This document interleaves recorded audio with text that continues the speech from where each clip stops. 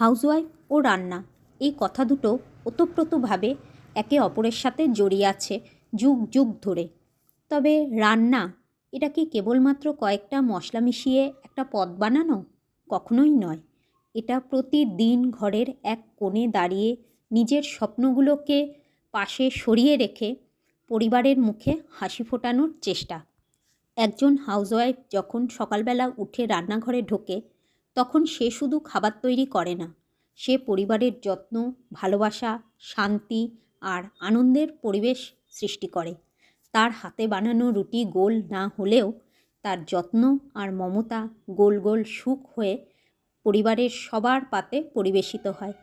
এই রান্নাই তো তার না বলা ভালোবাসা, তার নিঃশব্দ কর্তব্য। এই রান্না, যা হয়তো অনেকের চোখেই খুব সাধারণ, কিন্তু এতেই বোনা হয় এক একটি সংসারের অসাধারণ কিছু গল্প।